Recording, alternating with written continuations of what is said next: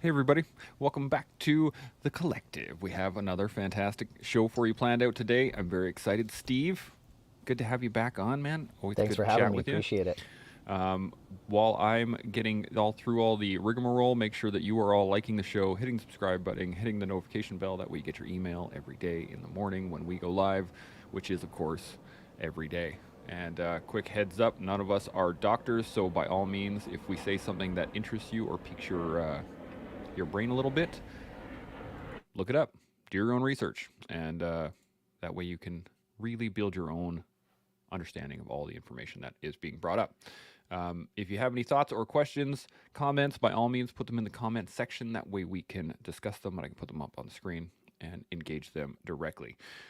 Now, today's topic is going to be community and connection and the binding of those two things together. Any thoughts or questions before we dive in? No? Everybody good? All right. Let's dive into it. So, community and connection. The first thing I want to do, I'm going to define connection, but when I looked it up, it would just said it is the act of connecting, and I was like, oh well, thank you, thank you very much. Definition, internet definition. But the word connect, the root word of it, means to join, link, or fasten together, unite, or bind. Which I like that definition a lot. Um, any initial thoughts?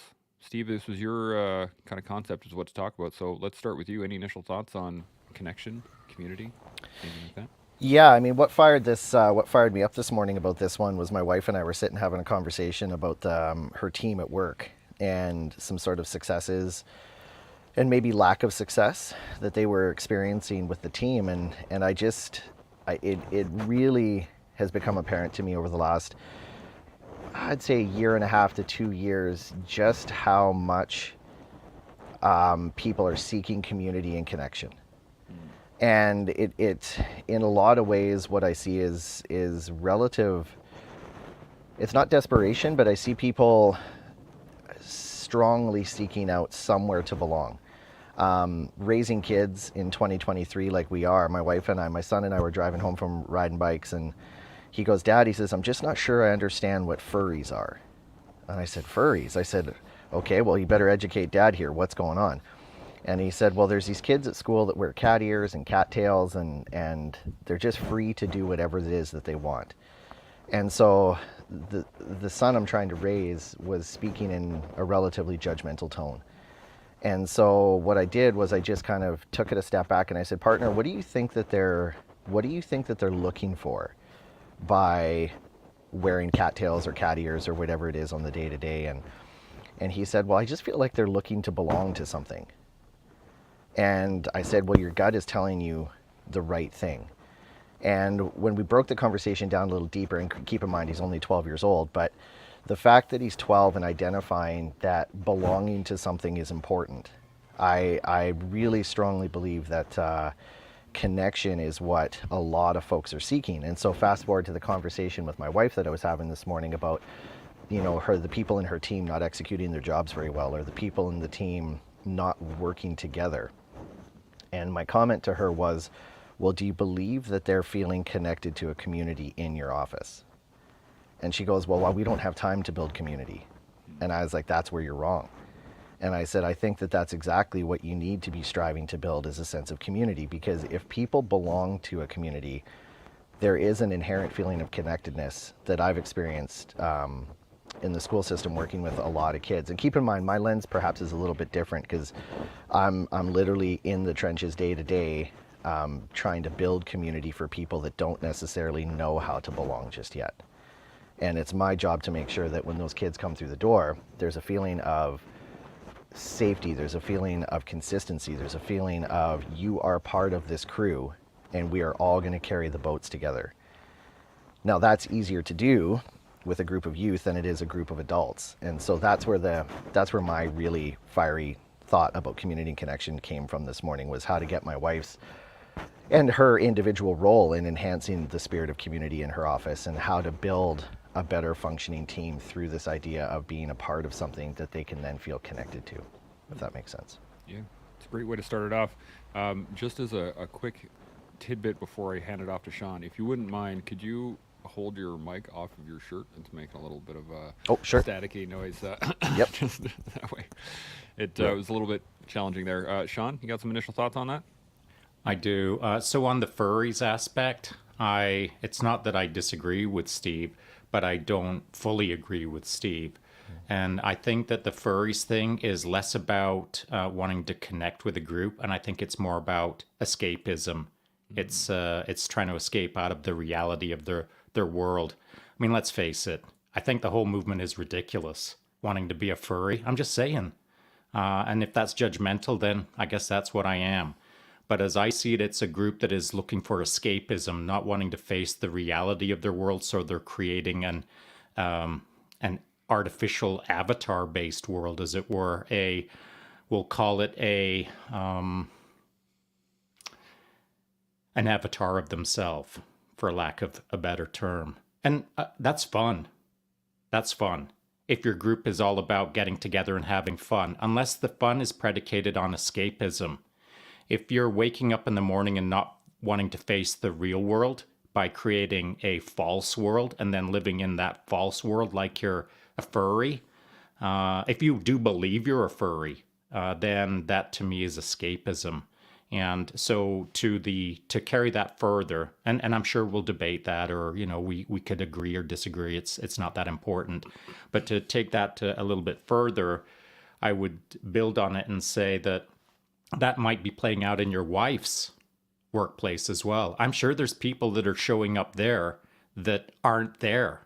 Like they're escaping in the moment. They've got zero interest in building community because maybe they don't like their reality. They don't like their job. They don't want to be part of a team.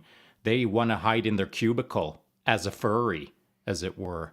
And so I think that community and connection is important.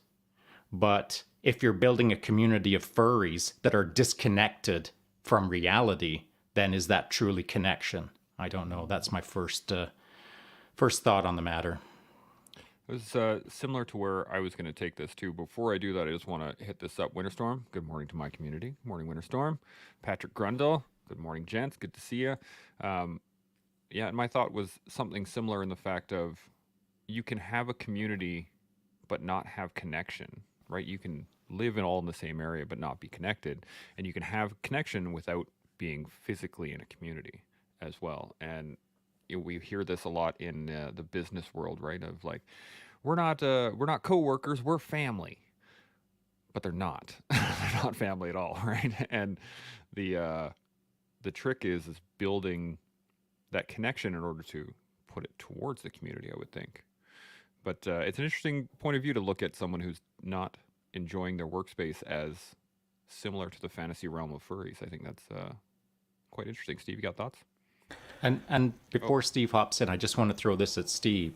Like your son's response, I'm good with his response, and here's why. Because he's critically analyzing his world around him and trying to understand how the world does operate, and in his world, how it should operate. And so if he's seeing the non-reality based lifestyle of pretending that you're a cat or a raccoon or whatever, if he's seeing that and he's like trying to get right with it right now, in a sense, that cognitive dissonance within him that made him think that what is going on there? Like that started from somewhere inside of him that it didn't feel right. And why didn't it feel right? Well, maybe it's because of how he was raised. Maybe it's because of his understanding of how the world should operate or how he'd like it to operate, or et cetera. And so, his initial response, I'm not saying you shut it down or you did it wrong or whatever, but I'm saying his initial response, in my opinion, that's cognitive dissonance showing up, and rightfully so, because that's a moment that you just can't stick your hands in your pockets and not think about the furry that just walked by as if it's normal, because it ain't normal. Interesting. Yeah, no, I was actually quite proud of his response and really glad for it, because it opened a door to conversation, right? And coming back to this idea of community just for a second, like I'm no expert in root or language, but to me, when I think community, I think the root word communal. And Chance, your idea of, like I live in a townhouse complex. I'm sitting on my deck right now. So essentially I'm part of a community called Arbor Village, and I live in unit number 38. But I would argue the majority of people that live in our community are not communally contributing. And I think that's where I really enjoy the idea of community. Is it's something that you contribute to. You're part of a communal response. You're part of a communal action. You're part of a communal lifting up of somebody when they need it. You know, like I love the idea, and I'm a fairly socially isolated person for the most part. I struggle to make connections sometimes because people feel so far out of my wheelhouse that I can't necessarily take a step to connect. But I love the idea of neighbors, because I don't have to necessarily be deeply connected to my neighbors, but we can be part of the same communal effort of watching out for each other's places.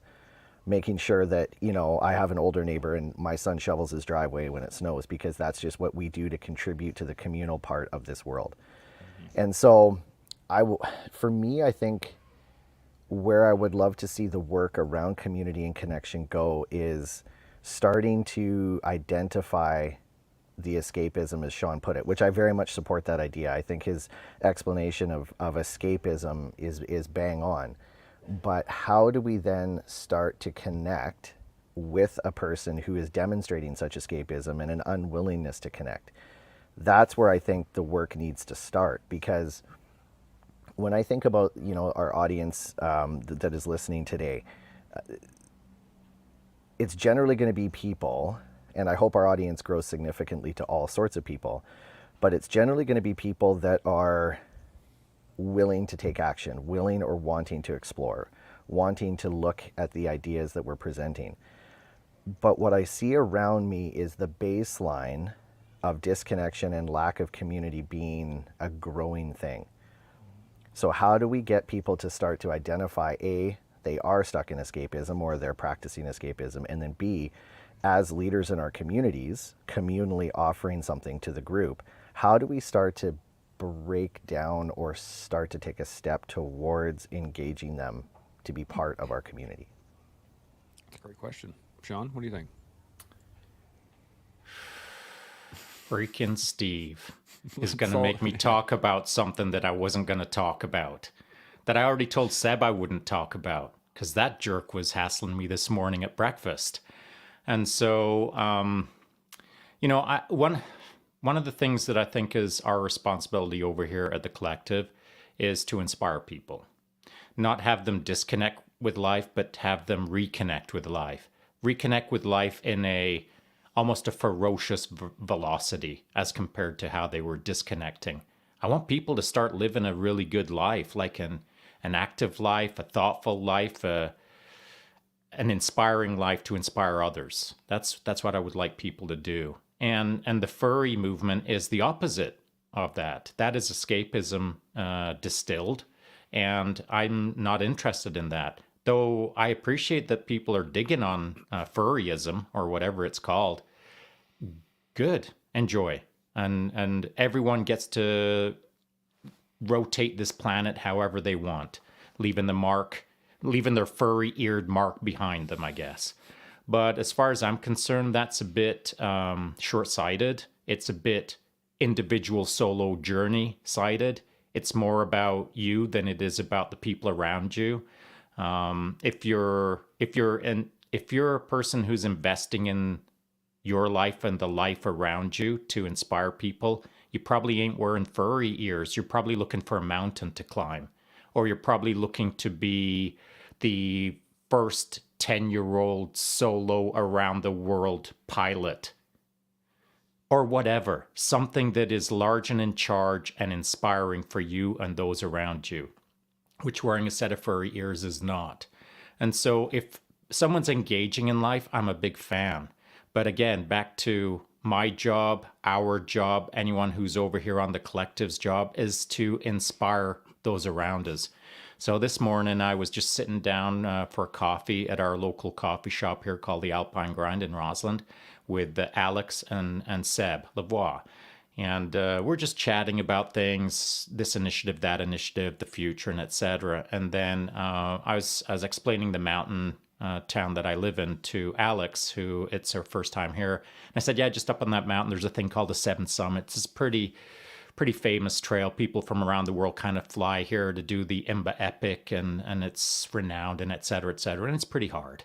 And she said, "Oh yeah, you've done it." I said, "Yeah, I've done it. I've done it a few times. In fact, to the best of my knowledge, I'm the only one in the world who's done the 7 summits 3 times unsupported in one day. In fact, there's only 2 other guys that I know of that I asked to come out 2 years in a row to do it 2 times in a day unsupported with me. So it's kind of a record. It's no big deal." And then I just continued on with my sentence like, "How's your coffee?" or whatever. I don't know. Because I don't think of it as a big deal, but she thought it was a big deal. And then Seb started making it a big deal. And then all of a sudden they were talking about there should be a Netflix documentary about you. You're 60 years old. You're an ex-special forces guy. You're a world champion. You're this, that, and the other thing. And they just started boringly talking about the things that I've done in my life. And I'm not interested in that. I was getting annoyed about how stoked they were to do a Netflix documentary about my stupid little life. I don't want a Netflix documentary, but I do believe what we need over here on the collective is people who are inspiring others to live their own versions of their Netflix documentary lives. Like, I don't need any more spotlight on me. It's already too much. But I think we need a collective spotlight on collective people doing too much. And so in my perfect little world, Steve would do something mega today and it would be on video. And I'd be like, yes. Chance would do something mega today. It would be on video. Yes. Now they're just tiny little Netflix documentaries piling up under the banner of the collective mission forward. So furryism is the complete opposite of what I'm trying to do personally and what I'm trying to do as a group, as a community, staying connected on a singular mission, which is to inspire people to achieve betterment within their lives. So, of course, I shut down Seb and Alex's effort to inspire me to get involved in some sort of goofy little documentary, because that ain't going to happen. But something should happen, I feel, in the future to inspire more people to start moving their needle. Because as I look at it right now, I mean, we've been at this maybe 7 months or so. I see lots of things happening out in the community. People are being inspired. They're starting to do their own things. They're stepping into it, leaning into it, and all of that good stuff. But somehow I feel not unsatisfied, but I'm not satisfied enough. I'm not satisfied with my own efforts, and I'm not satisfied with the community's efforts. I want the community to do more, engage more, be a literal documentary, as it were. So that's my thoughts on community and connection. I like it. There's a lot there, and Steve, I'm going to come to you in a second with to get your thoughts on this, but I just want to hit this real quick. Winterstorm says the Netflix documentary "Water Your Own Tomatoes," the Sean Taylor story. Thank you very much for that, Winterstorm. Very inside story. Yeah. He also puts this in here. He says a community expects the member in it to take what they can from it, but a great community expects its members to give back more than they take, making the whole better. Which I think is a great take on it for sure. Steve, you got any thoughts on that? I got a question for both of you guys, but if you got any thoughts on that, hit us up. Yeah, I mean, I very much connect with and appreciate the passion in which Sean just stated his last segment there, and I'm on board with it. I think where my passion and I think more importantly my heart goes is how do we engage the person that wants to be in the documentary? Like Sean saying, like all of us should be contributing to this Netflix documentary, and I couldn't agree more with it. But what Sean has accomplished, what I've accomplished, what Chance has accomplished, what our regulars and quote unquote regulars, but the people that are connecting with us on the regular, they've already taken a couple steps in our direction. Agreed. You know, and when Seb and I are working together on the mental health walks, I mean, it's been very interesting to watch the audience that shows up to our walks every 2 weeks, because it's the people that come for a couple of walks and then stop attending. They're the ones that I wish I had just one more walk with, where I could have a more of a conversation, because I think there's so much ideation about wanting to be a part of something or wanting to be connected. But to be entirely honest, it takes a lot of effort, and it takes a lot of vulnerability, and it takes a lot of courage if you're depending on your set point, where are you starting from? And that's what I feel like my calibration is, maybe a whisker a little askew, that I'm not sure I understand the set point and where people are starting from. And that's personally, I know through my work with youth and through folks on the mental health walk and just folks in the general world, like I feel like there's a chunk of them that are starting further behind than maybe we're aware of. And I really want to encourage those people to take another step alongside us so that they can start to feel a glimmer of connection. And then thereby they will become a part of our documentary, as you put it. Well, I agree. And so the name that came up when Seb was trying to Jedi mind trick me into this nonsense was, well, just look at Nimsdai with 14 Peaks. He started off with not much interest in having his face in front of a camera, and et cetera, and now he's gone on to inspire a bunch of people and yada yada. And like, dude, that's the last thing I want. But I'm kind of into not sharing, but being a tiny part of other people having much larger parts on the documentary that could be 5, 6, 8 people's stories within documentary of people over here on the collective. And in fact, to your point, Steve, Seb said it this morning that I think it would be great if we almost had like bios, not like boring bios of, you know, he was born in a cornfield in Saskatchewan. You know, a bio that is notable, but not in a biographical form. It's kind of a story of someone's life without it being a boring Inception story. It's inspiring. It's several people in a documentary that is either 20 minutes long, an hour long, doesn't matter to me what it is. With the right people and the story told well, I see it as an inspirational piece. That's why I don't want to be in front of that stupid camera. It's because my story, I don't know if it resonates with people to some degree. I started off as a skinny, underperforming kid before I joined the Army, but pretty quickly I kind of got on with kicking that ass. And once I started doing that, it's not that I'm untouchable. It's just that I'm not common anymore. And so sometimes, people almost don't want to talk to me because they put me on too much of a pedestal, which is really weird.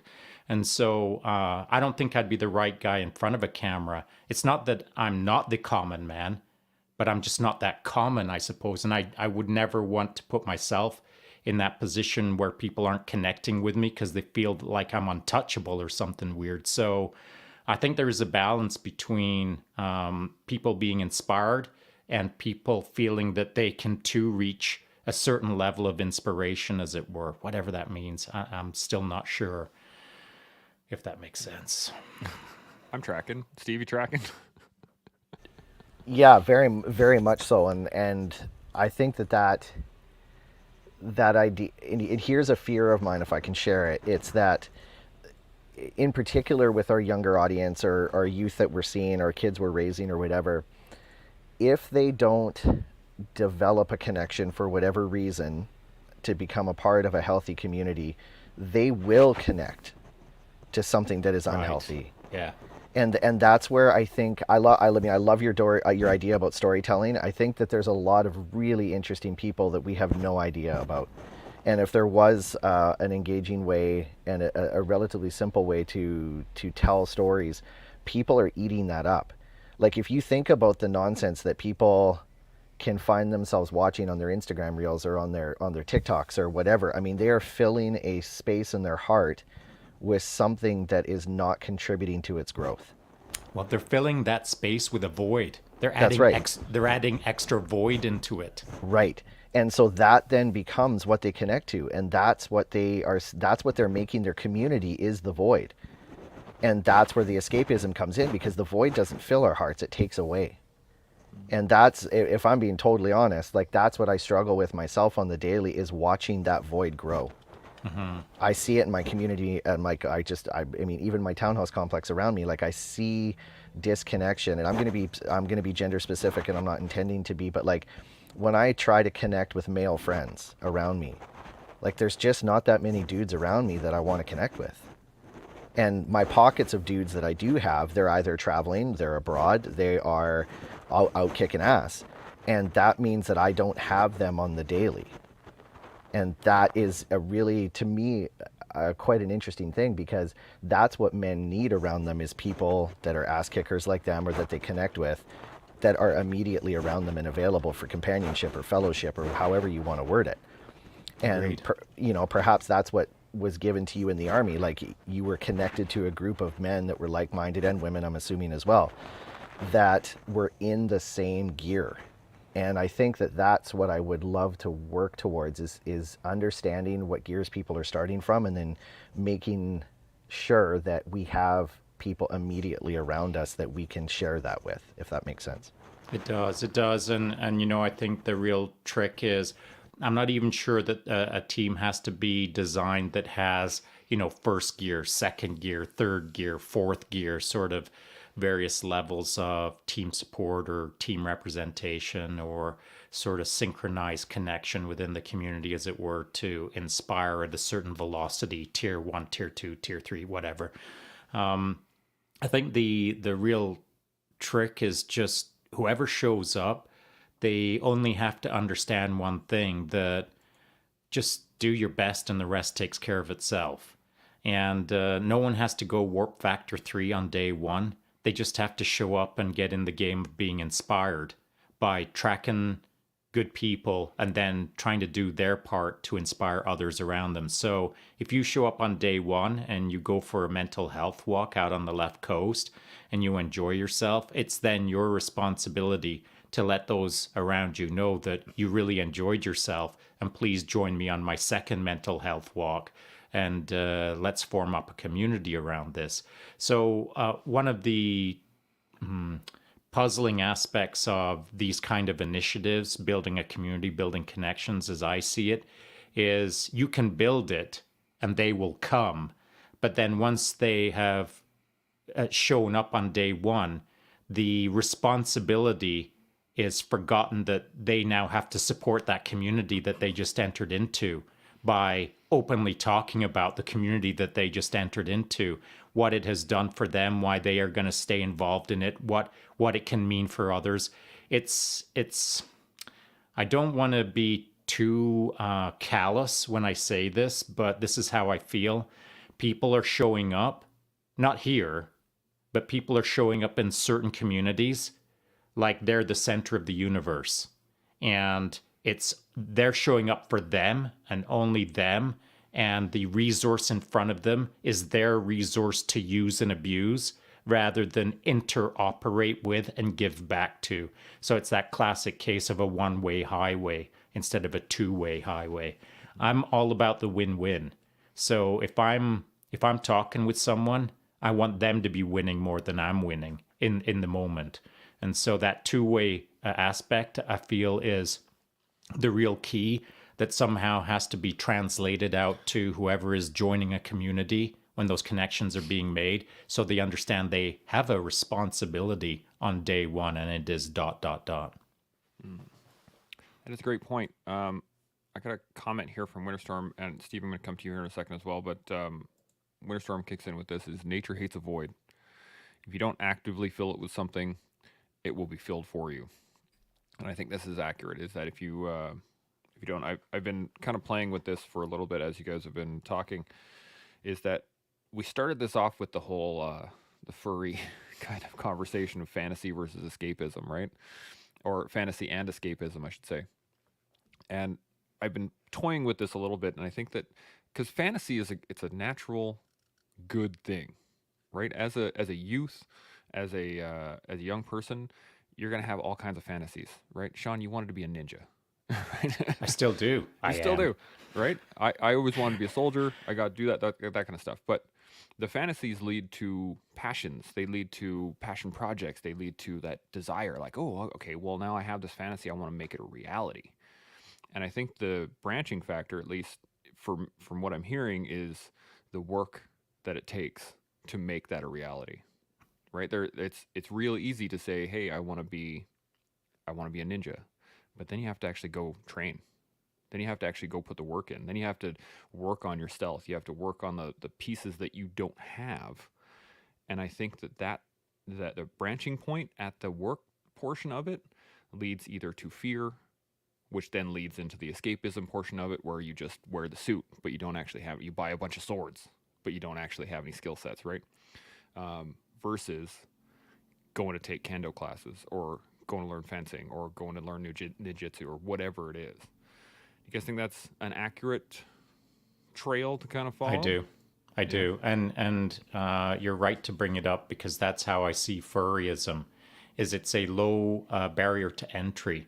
You've just got to buy a set of fuzzy ears, and you don't ever have to sweat another day in your life, unless it's a really warm set of ears, and then it might be a little uncomfortable, but whatever. You'll get some grit. I think that furry ears, if they're $10, that's the biggest investment that person is making in reality, and then the rest gets invested into non-reality.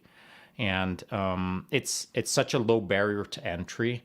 It's a simple bridge between, I have no self-identity, I have no self-worth, I have no self-pride, I have no self ... fill in the blank.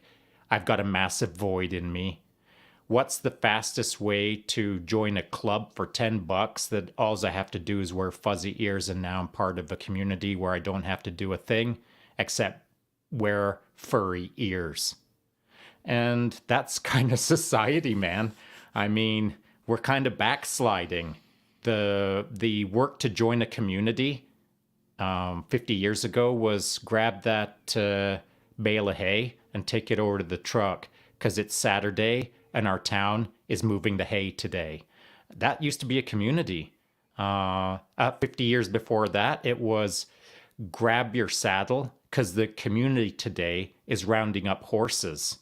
It all involves sweat, blood, and tears.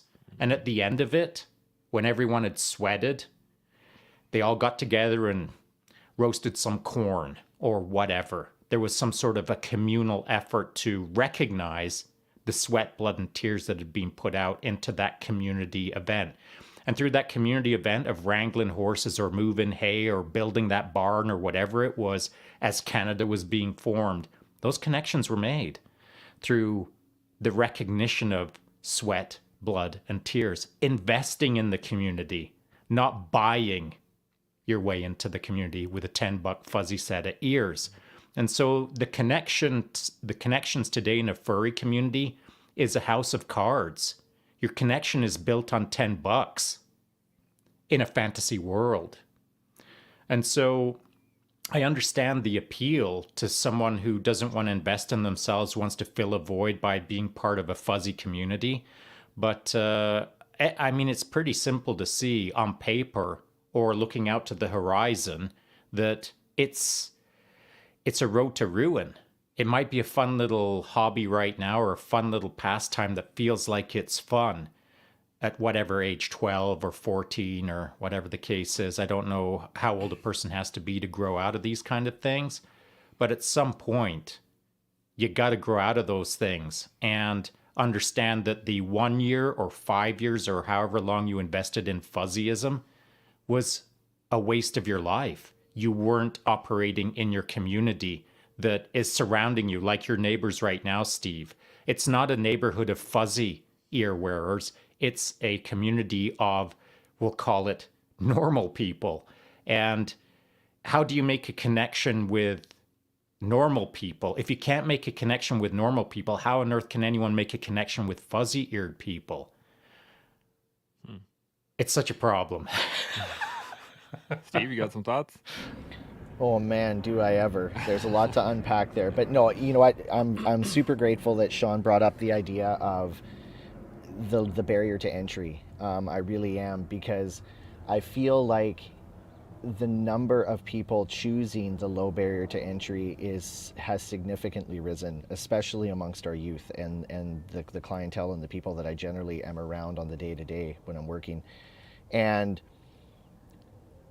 oh, there's so much. My fear is that the low barrier to entry will put people in a position to either demonstrate something that we may not connect with for so long that when they are ready to make a transition out of it, will there be graceful people around them who have a discerning heart, who can then accept them back into a more typical fold, perhaps?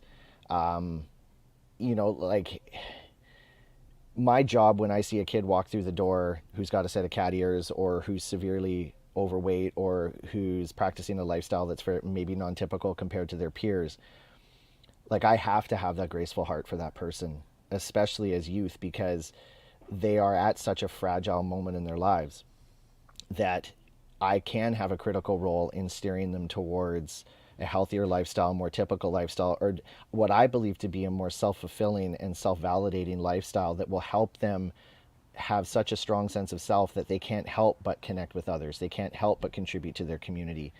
But that branch point, as Chance put it, is really, really fragile. And I'm not trying to say that we should treat people with kid gloves and be super fragile with everybody, but I feel like those that are choosing such a low barrier to entry, my wish is that they have graceful people around them, so that when they do take a step, they're not automatically going to be slapped in the face for it, because they inherently do want to choose a healthier, more typical way of living that will help them find what they're looking for.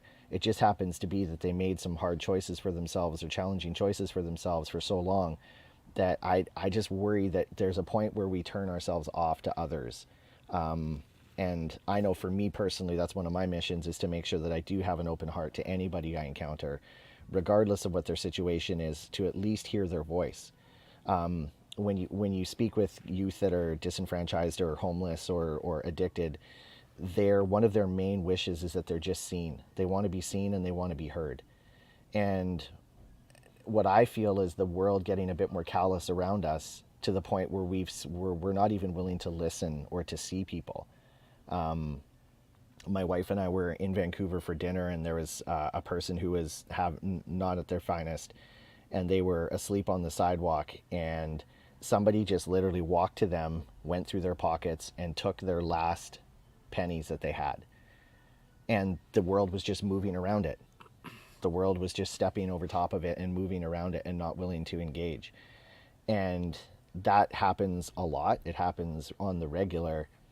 And you think about the fact that we have the ability to make that choice, or to make a change, or to step in and say, hey, that's not okay.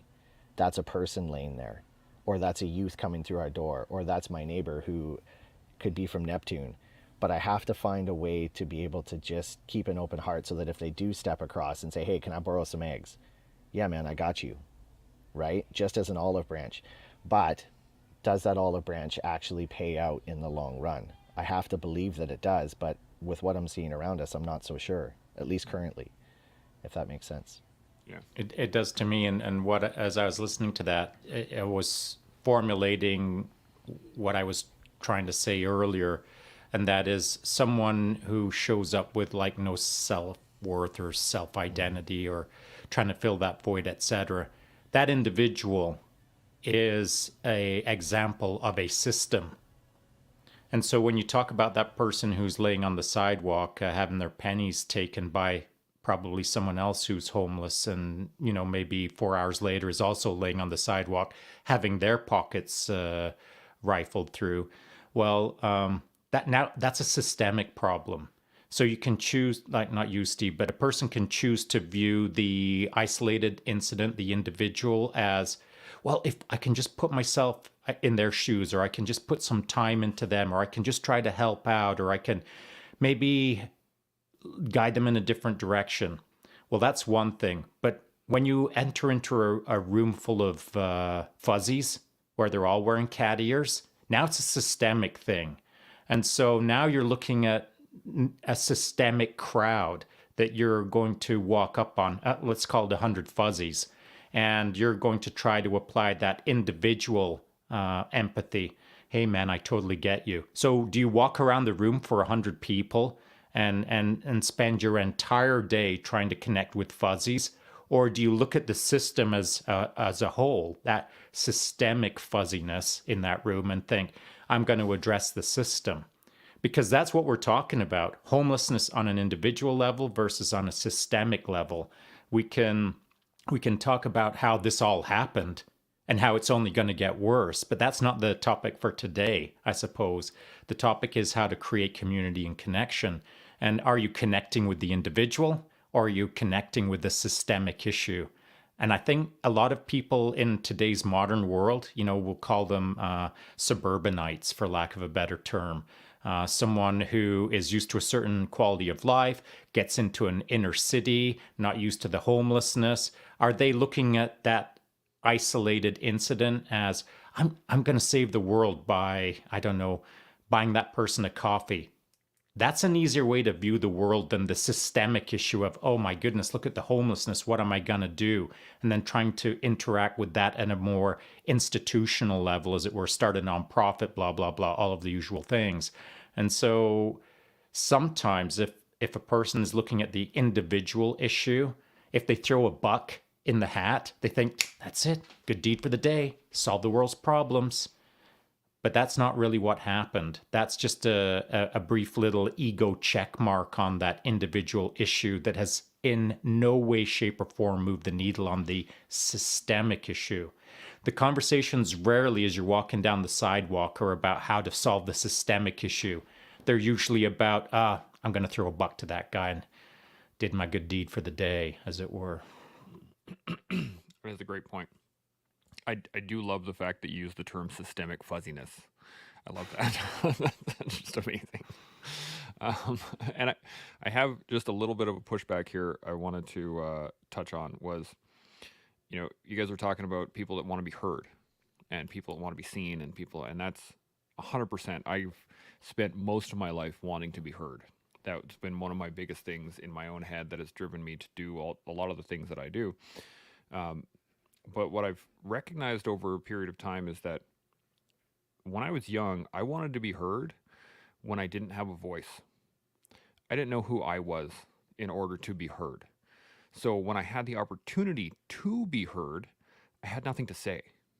And I think that's one of the difficulties, especially in these situations, because clicks happen for a reason, right? Whether it be fuzzies, whether it be jocks, whether it be nerds, whether it be goths, whatever click you want to come up with, right?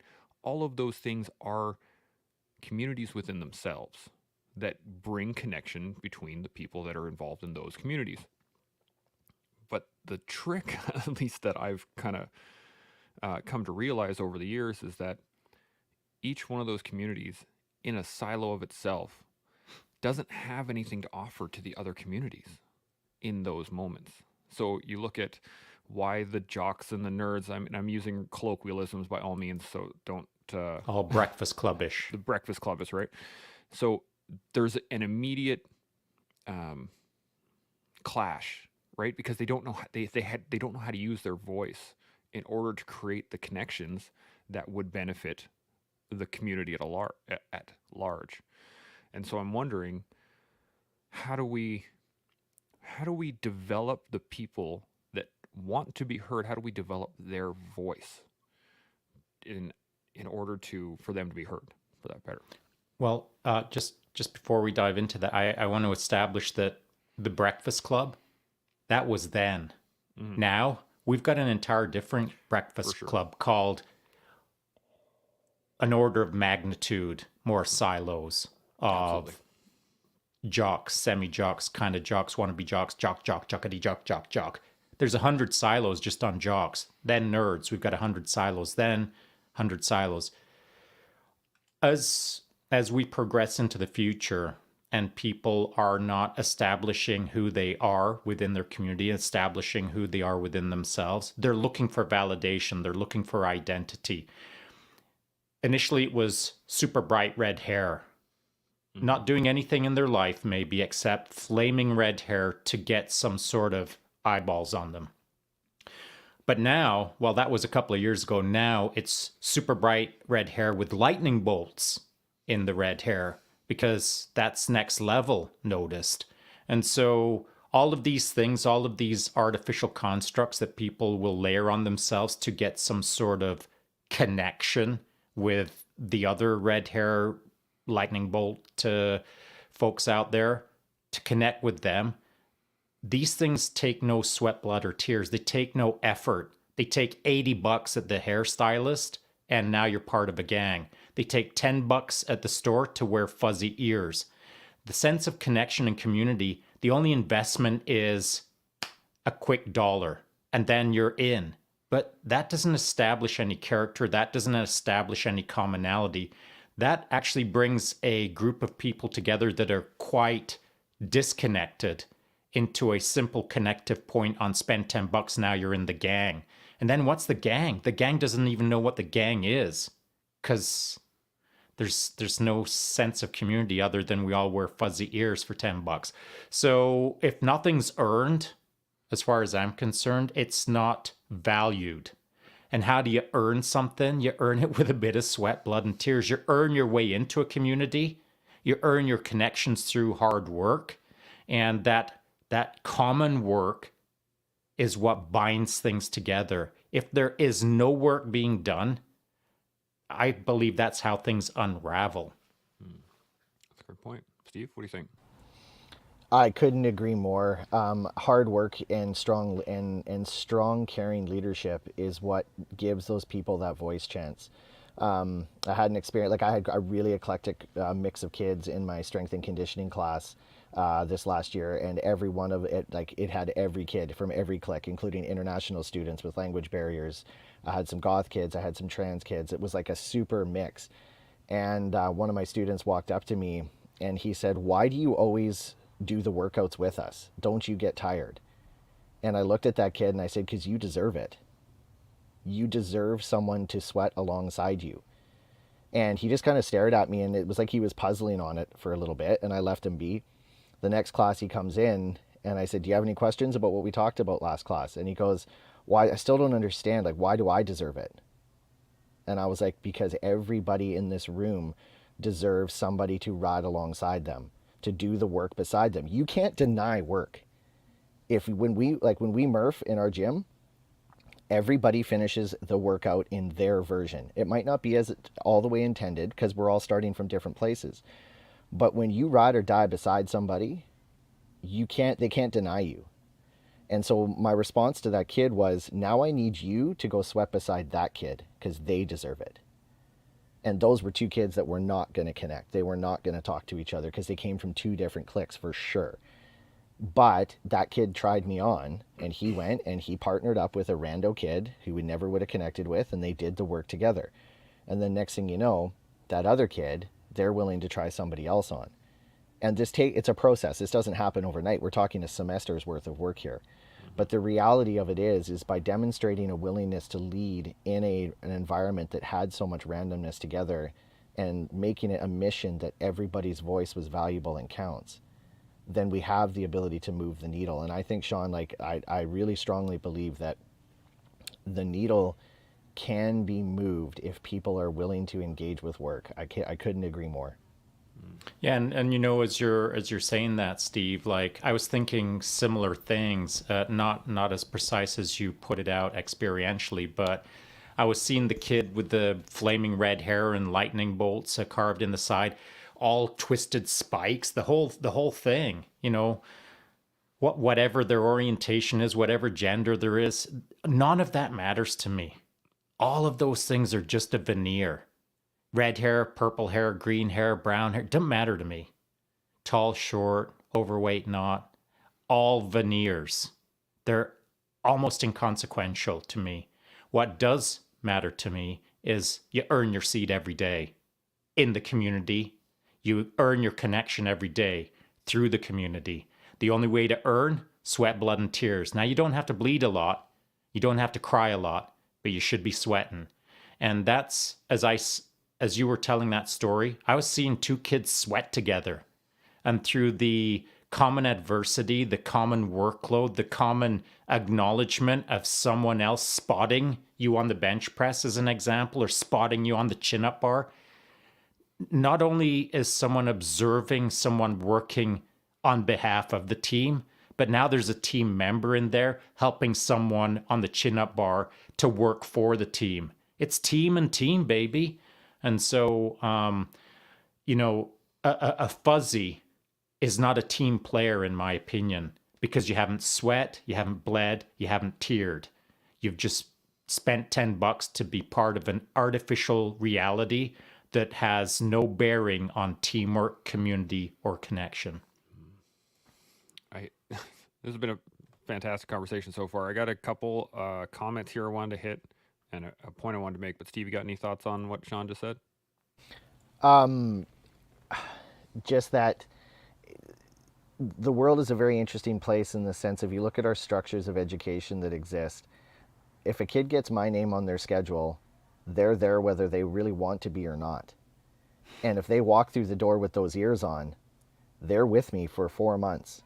And I'm going to make sure that even with the ears, they're going to sweat, because they will sweat on feelings of self-validation and like, I can do this.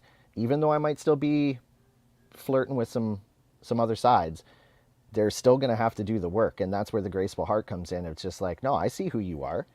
And guess what? You can do work like everybody else can, no matter what.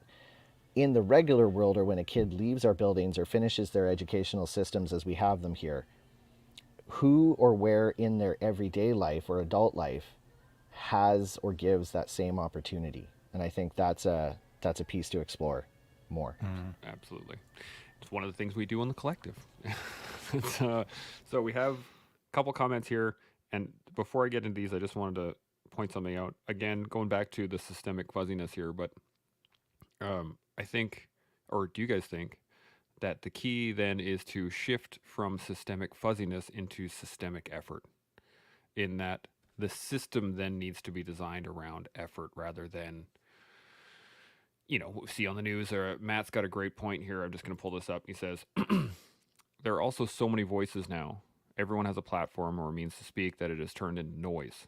The key is to be able, a learned skill, to listen to one voice within the clutter. And I think that this goes to kind of what we're talking about. He carries on either as a means of self-learning or understanding, or just to hear someone's story that in that moment, i.e. a bad headspace. I think it's great, but creating a system or creating community, which you're doing in your strength and conditioning at school, is you're creating the community and creating the connection through systemic effort, in that no one gets a pass. Everybody's systemic accountability. That's a word that is first and foremost throughout this entire conversation as being the fuzzy-eared individual that walks into my gym. They can leave their fuzzy ears on. It's cool. Whatever. I dig it. I see ya. But you still got 100 burpees that you owe me. Yeah. Let's see if those ears stay on by the 50th burpee. Maybe they will. Maybe they won't. Maybe by the 100th burpee, the ears are still on. Even though you're sweating like a dog, you like your ears so much. But then when the burpees are finished, we're on to the next thing. And by the end of it, you're a hot mess. And then you get to leave the gym, head home, and think about how uncomfortable those ears were. I didn't ask you to take them off, but they're going to make you sweat a whole lot more than you need to the following day. That's a great point. Steve, you got any thoughts on that? Yeah, totally concur. I think that self-regulation and collection of the community around you is a process. And yeah, like it's like another comment I have about this is like, I want to be in a building where Sean's working. I want to be in a building where Chance is working, because all three of our classes, if that's what we were running was classes, they're going to have a similar vibe. Mm-hmm. And I really do think that there's a systemic problem with too much variety or variability in how things are delivered that are important, as I feel that this is important. Like this idea of community and connection, hard work being the foundation of it all. If a kid gets my name on a schedule and gets somebody else's name, another kid gets a different name on their schedule, I can't say that other kid is going to have the same experience. And I can't say that all the people are rowing in the same direction in my building. And I do see that as being a bigger problem overall, that the leaders that are doing the leading are not necessarily aligned with a forward moving style of thought or practice. And I see that as a bit of a barrier. But the kids that show up, or the adults that show up and they're unprepared for something and they feel the discomfort that Sean's providing, they can't help but change to become more aligned with what a more typical way of functioning. It's just for the practicality sense. Like, I can't wear the ears; they're too hot. They fall off. They fall in my face. sure. Right? F these things. Yeah. And then, like, I've seen examples of this where kids are wearing a hoodie in class because they have body image issues. And you'll say to that kid, "Hey, I'm not worried about the hoodie. You do what you got to do, but here's the work," and we do it. And next thing you know, by round 6, that hoodie's in the corner, and they're engaged and they're in the mix. But I've created an environment that is safe enough for them to be what and who they are without that ridicule, once they acknowledge that the work is more important than where they're stuck. Yeah, and the best news is, like, ridicule, they're ridiculing themselves in their mind, maybe, and maybe their peers for about 15 minutes are looking at them a little like, I'm giving you some ridicule look. But after 15 minutes, as long as you're still performing, as long as you're sweating in the team, who could ridicule that? No one. And by the end of it, once everyone's standing over the finish line for that day, whatever that finish line is, that's how teams are born. You're there at the finish line with the rest of the community. And through that process, that's how you connect. Who cares if you're 1,000,000 pounds overweight? If you cross the finish line with the team, you're on the team, baby. And you know who's the most inspiring person in that moment? The person who's 1,000,000 pounds overweight. And at least that's what I feel. That's what I've felt in the past. If someone in their mind is an underperformer and I see them overperforming in context of where they're at, in context of the team, I'm now their biggest fan. I have a great example of this, and this is from back in the day when I was playing high school football. I was a skinny, lean, fast runner, and so when we were running, we do, all kinds of different drills and all these things. But we were doing 100-yard sprints. So they were, 5 back to the goal line, 10 back to the goal line, 15 back to the goal line, and when it starts, all of the fast people start to take off, and they start to exceed all the slower people. So the linemen kind of are usually in the back, and the receivers are usually taken off on their run. And this one particular day, usually the coaches would cut it off at a certain time period, and they'd bring everybody in and be like, "Okay, you guys didn't make it all the way through, or whatever, not a big deal. We're going to carry on with the rest of the practice." And there was this one kid who, he was a lineman. I think he was like 6 foot, maybe 300 pounds. Like, he was a big kid. He was only like 17. And we ran through the whole thing. We came back. Most of us had finished. The coach had called it and said, "Yeah, okay, everybody bring it back in." And this one kid did not stop. And we sat there and watched him from 40 to 30 to the 20 to the 10, and just worked his tail off, sweating. The entire team just sat there and watched. The coaches didn't know what, they just kind of sat there like, "Oh, okay, I guess this guy's going to finish." And he made it a point to finish with everybody else.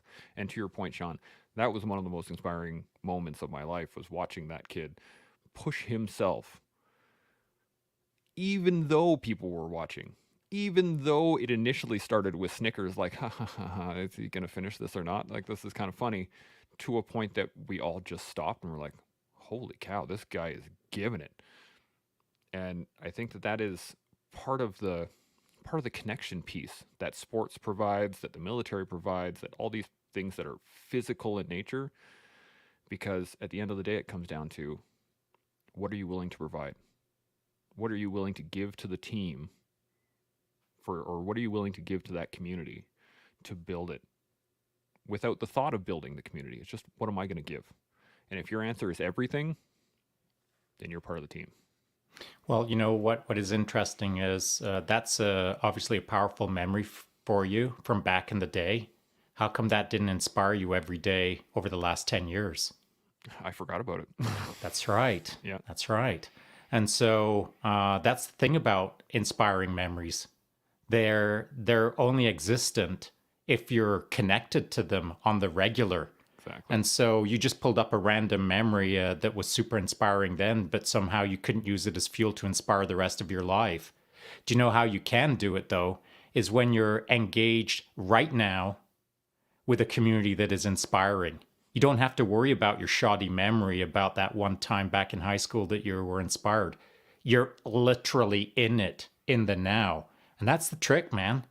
You can be inspired a bajillion times throughout your past, and unless you keep that constancy of, I'm fired up because that one time that one guy did that impossible thing, I can do it too. Unless you're that kind of guy, and I kind of am, I feel it really easy to track something with ferocity.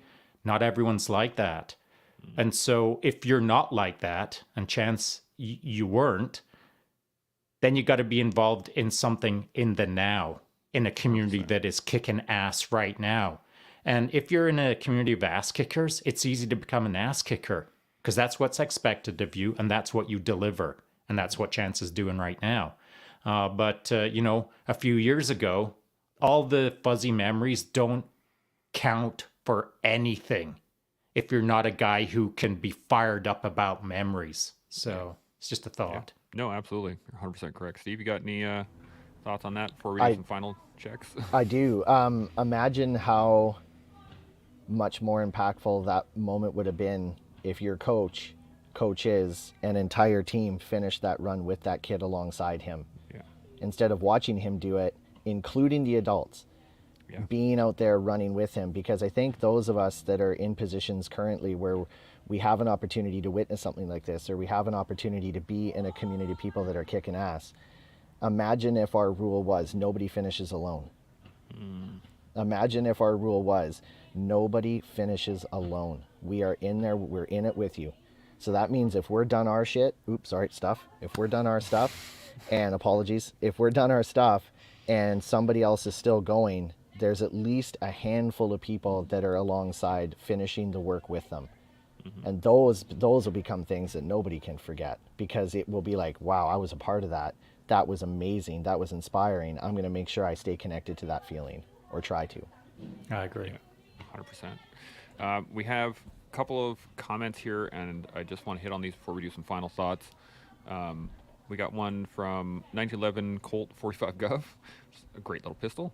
What about manufactured adolescence? I think we kind of covered this in terms of the furriness, but 100 years ago, you were treated as an adult after confirmation at church or many other things. Now we push back what it means to be an adult by almost, in some circles, to 30, which I think is a great point in terms of It is. the hall It is a passes, great right? point. So there is that.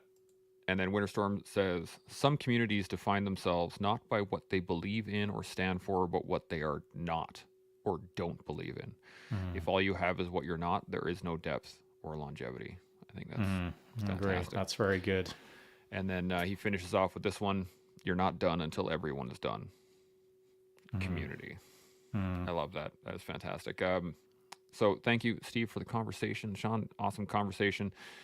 Any final thoughts on community, connection, or anything that we've gone over so far, Steve?